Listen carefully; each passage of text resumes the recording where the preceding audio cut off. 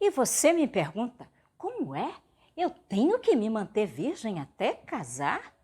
Hoje quero falar a adolescentes, jovens e adultos cristãos e até com os da terceira idade, como eu. Na minha época da juventude, este assunto não era discutido. Aliás, até mesmo nos dias atuais, poucas igrejas orientam os crentes quanto a isso.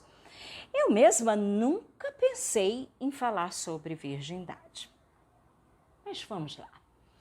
Já adianto que no final do vídeo eu tenho 3 coisas muito importantes para falar para 3 grupos de cristãos. Portanto, assista até o fim. Sabemos que para a sociedade, virgindade está fora de moda.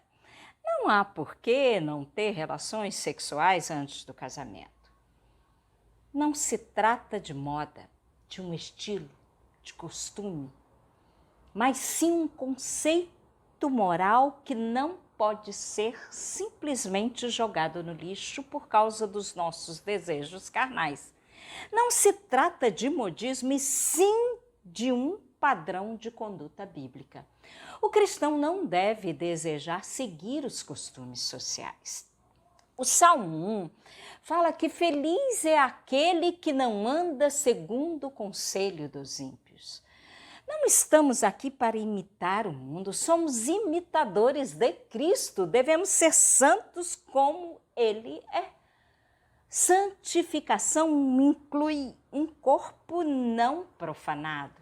E precisa ficar claro que virgindade não é somente não chegar nos finalmente.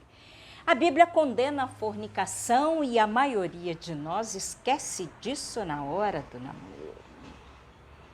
Lembre-se, todo cristão tem a Bíblia como seu manual de conduta, de regra e de fé. Mas a palavra de Deus fala de virgindade. A Bíblia usa a palavra virgem no livro de Esther e em Apocalipse, referindo-se a pessoas solteiras que nunca tiveram relações sexuais. O apóstolo Paulo, escrevendo aos Coríntios, diz: porque estou zeloso de vós com zelo de Deus, porque vos tenho preparado para vos apresentar como uma virgem pura a um marido, a saber, a Cristo. Aqui Paulo compara a mulher virgem com a noiva de Cristo. Então, virgindade é só para a mulher? É só a mulher que precisa casar virgem? Não. Pureza e santificação são para todos, homens e mulheres. Vamos ver outro texto paulino. Quanto aos assuntos sobre os quais vocês escreveram, é bom que o homem não toque em mulher, mas por causa da imoralidade, cada um deve ter sua esposa e cada mulher o seu próprio marido. Casamento. No início eu disse que iria finalizar falando sobre 3 coisas importantes para 3 grupos de crentes. Primeiro eu quero falar a você que quando se converteu já havia praticado sexo fora do casamento. Em Romanos 8, verso 1, nós lemos: portanto, agora nenhuma condenação há para os que estão em Cristo Jesus, que não andam segundo a carne, mas segundo o Espírito. Agora você anda segundo o Espírito, sendo santificado por Ele. Assim, você não faz sexo fora do casamento e nem precisa se sentir culpado. Segundo, quero falar aos crentes que praticam sexo fora do casamento e que acreditam que casando tudo está resolvido. Em momento algum se arrependem de suas práticas e se continuassem solteiros estariam fazendo sexo. Estes acreditam que o assunto está resolvido ao casar e pronto, ponto final. Em vários pontos da Bíblia somos chamados ao arrependimento, pois sem ele não há remissão de pecados. Se este é o seu caso, ore com o seu cônjuge, arrependam-se.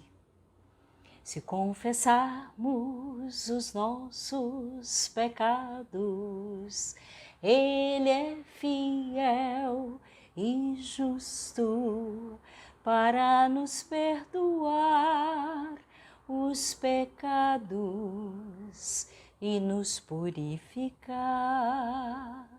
de toda injustiça.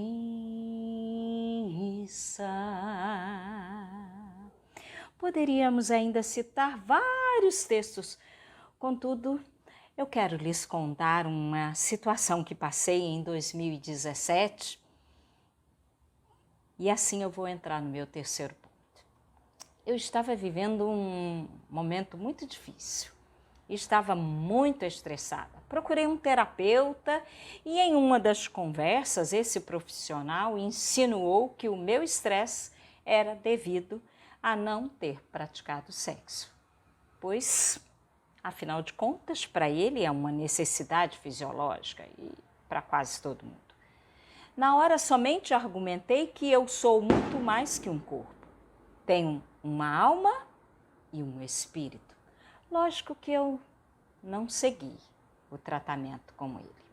Se essa fosse a questão, casados não iriam ficar estressados, ansiosos e muito menos os que vivem da prostituição. Muitos motivos eu tinha. A palavra de Deus, os costumes da época também, minha família, a igreja iria me excluir, com certeza.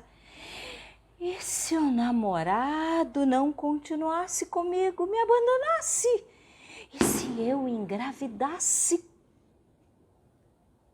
Que vergonha! Esses eram os meus motivos. E agora eu quero fazer a terceira reflexão com todos que ainda estão solteiros. Você é jovem, adolescente, adulto, idoso? Quais são os seus motivos? Muitas razões eu tinha e, de certa forma, creio que algumas são as mesmas de muita gente. Mas aqueles foram os meus até o dia que o Espírito Santo de Deus me fez refletir nesses motivos que citei e claramente me fez ver que devemos nos manter virgens e puros por amor a Jesus Cristo. Naquele dia, o Espírito Santo mudou os meus porquês.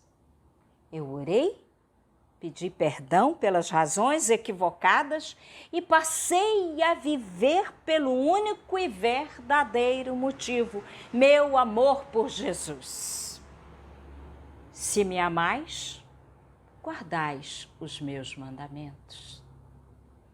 Aquele que tem os meus mandamentos e os guardar, este é o que me ama. Aquele que tem os meus mandamentos e os guardas, este é o que me ama. E aquele que me ama será amado de meu Pai. E eu também o amarei e me manifestarei a ele. Por amor a Cristo, casar virgem, sim!